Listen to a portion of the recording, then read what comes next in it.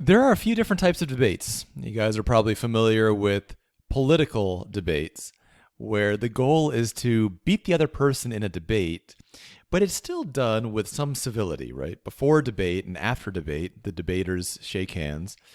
And even during the debate, it's still kept in the realm of ideas, right? It would be bizarre and and in extremely poor taste for one debater to go over and just smack the other debater in the head, right? Because while you are opponents, you're not absolute enemies, right? You're not at war trying to kill each other. You're trying to prove in a political debate that your ideas are good and the other person's ideas are bad. And that's one type of debate. Another type of debate or argument or disagreement happens inside of organizations, inside of businesses. For example, Chelsea and I have debates almost every day about different parts of Vora method. And it's not that I'm trying to win or that Chelsea is trying to win. I mean, we both put forth our ideas as strongly as we can. We argue in favor of them. But the goal isn't to beat the other person. It's not like a political debate where we're trying to win. What we're trying to do is create the best system possible. And sometimes we disagree and we argue it out and we discuss a bunch of things and we come up with something better, right?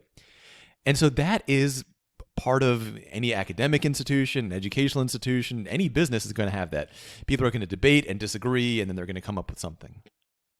Now, it would be extremely bizarre, and if I was going to do something like this, let's say that anytime somebody disagreed with me, one of the other teachers disagreed with me on something, let's say I just fired them. Every time Chelsea and I had a disagreement, I just fired Chelsea, right?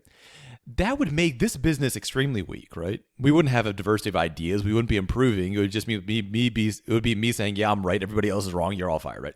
It would be stupid. It would be just make me look like weak and so insecure, like I can't handle anybody disagreeing with me on anything ever. I mean, it would just be terrible. I wouldn't be a very good boss.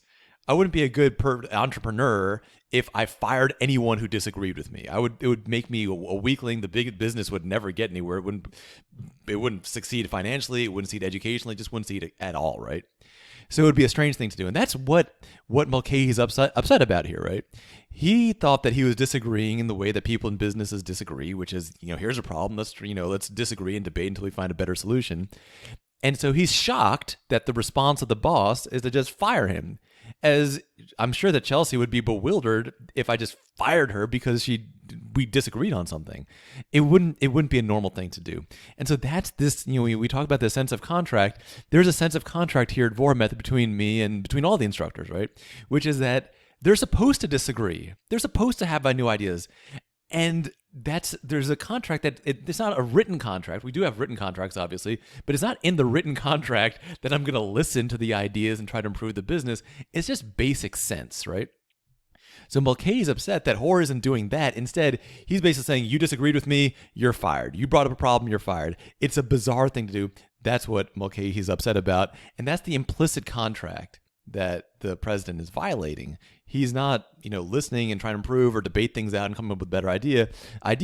He's basically saying, you disagreed, so you're fired.